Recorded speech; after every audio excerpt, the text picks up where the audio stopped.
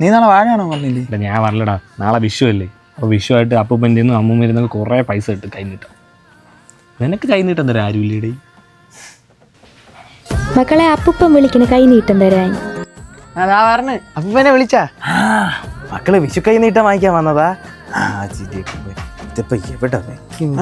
ഞാൻ വയ്ക്കാം.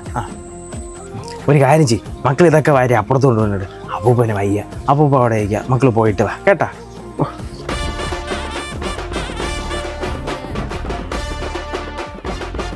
അപ്പൂപ്പ കഴിഞ്ഞാട്ടാ?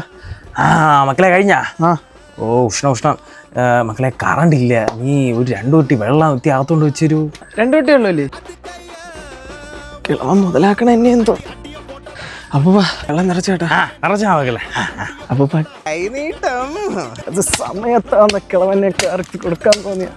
ഓ ഈ കഴിപ്പണം കേട്ട ചെറുക്ക് എന്തിനു കാണിക്കണത്?